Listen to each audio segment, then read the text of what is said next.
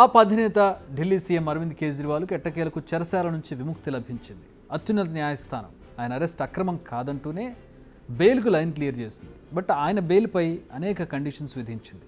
Supreme court విధించిన conditions ఏంటి? కేజ్రీవాల్ రిలీజ్తో హర్యానా ఎలక్షన్స్పై పడే ఎఫెక్ట్ ఏంటి? ఢిల్లీ లిక్కర్ స్కామ్ కేసులో అరెస్ట్ అయిన ఆమ్ ఆద్మీ పార్టీ అధినేత అరవింద్ కేజ్రీవాల్ ఎట్టకేలకు తీహార్ జైలు నుంచి బయటకు వచ్చారు. ఈ కేసులో అటు ఈడీ ఇటు సిబిఐ అరెస్ట్ చేసింది ఆయన. ఈడీ కేసులో గతంలోనే బెయిల్ రాగా సిబిఐ కేసులో ప్రస్తుతం బెయిల్ ఇచ్చింది సుప్రీంకోర్టు. అయితే ఈ బెయిల్ సందర్భంగా పలు కీలక వ్యాఖ్యలు చేసింది కోర్టు. ఆయన బెయిల్కు చాలా కండిషన్స్ కూడా పెట్టింది. ఫస్ట్ కండిషన్స్ ఏంటో చూద్దాం.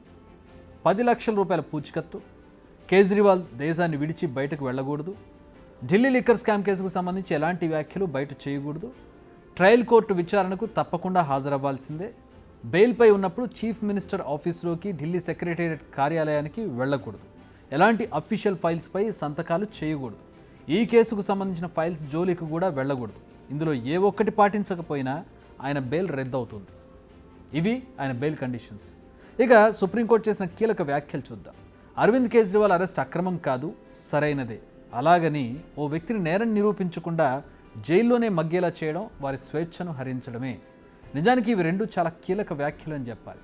సో ఇన్వెస్టిగేషన్ ఏజెన్సీస్ విచారణ పేరుతో కాలయాపన చేయకుండా పనులు పూర్తి చేయాలని ఇండైరెక్ట్గా సూచించింది సుప్రీంకోర్టు. అయితే సిబిఐపై కాస్త అసంతృప్తిని వ్యక్తం చేసింది. పంజరంలో చిలుకలా సిబిఐ ఉండకూడదు. విచారణ సందర్భంగా జస్టిస్ భుయాన్ చేసిన వ్యాఖ్యలు ఇవి. ఈడీ కేసులో కేజ్రీవాల్కు బెయిల్ వచ్చే సమయంలో సిబిఐ అరెస్ట్ చేయడం ఏంటని ఆయన ప్రశ్నించారు. అంతకుముందు 22 నెలల నుంచి ఈ కేసులో విచారణ జరుపుతోంది సిబిఐ. మరి సరిగ్గా ఆయన బెయిల్ వచ్చే సమయంలో అరెస్ట్ చేయడం చూస్తుంటే సిబిఐ పనితీరుపై పలు అనుమానాలు వస్తున్నాయని అన్నారు. ఇది చాలా సీరియస్ అలిగేషన్ కోర్టు చేసింది. సుప్రీంకోర్టు 11 ఏళ్ల క్రితం కూడా సిబిఐపై ఇలాంటి వ్యాఖ్యలు చేసింది. కోల్ స్కామ్ మీకు గుర్తుండే ఉంటుంది. కోల్ స్కామ్ కేసులో విచారణ జరుపుతున్న సమయంలో ఈ వ్యాఖ్యలు చేసింది సుప్రీంకోర్టు. ఆ తర్వాత మళ్ళీ ఇప్పుడు ఇలాంటి వ్యాఖ్యలు చేసింది. ఇప్పుడు ఈ వ్యాఖ్యలను సమర్థిస్తూ బీజేపీపై నిప్పులు చెరుగుతున్నారు ఆప్ నేతలు. नहीं, अभी तो जो आज कहा है वो तो भारतीय जनता पार्टी को अब शर्म आनी चाहिए और भारतीय जनता पार्टी को देश से माफी मांगनी चाहिए इस चीज के लिए।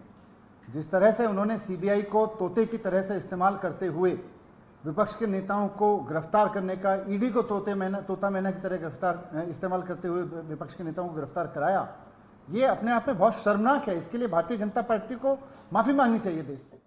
కేజ్రీవాల్ బెయిల్ వచ్చిన టైమింగ్ అయితే అదుర్స్ అని చెప్పాలి. ఎందుకంటే మరికొన్ని రోజుల్లో హర్యానాలో అసెంబ్లీ ఎలక్షన్స్ జరగనున్నాయి.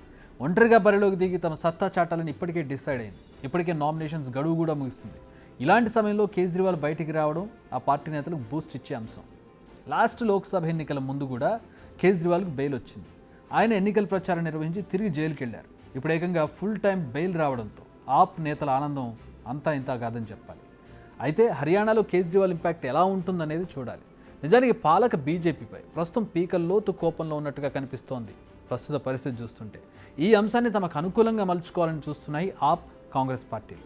నిజానికి ఈ పార్టీలు ఉమ్మడిగా పోటీ చేస్తే గెలుపు నల్లేరుపై నడకలా మారేది. కానీ బీజేపీపై వ్యతిరేకతను సోలోగా క్యాష్ చేసుకోవాలనుకుంటున్నాయి పార్టీలు. దీంతో వేరువేరుగా బరిలోకి దిగుతున్నాయి. కేజ్రీవాల్ సొంత రాష్ట్రం హర్యానానే. ఆప్ ఇక్కడ కాస్త బలం కూడా ఉంది. దీంతో ఎన్నికలు కొంచెం ఇంట్రెస్టింగ్గా మారాయి. ఇప్పుడు కేజ్రీవాల్ నేరుగా రంగంలోకి దిగుతుండడంతో ఇంకెంత ఇంట్రెస్టింగ్గా మారాయి. బిగ్ టీవీ అవుట్లుక్ కథనాలు నచ్చితే వెంటనే బిగ్ టీవీ ఛానల్ ను సబ్స్క్రైబ్ చేయండి.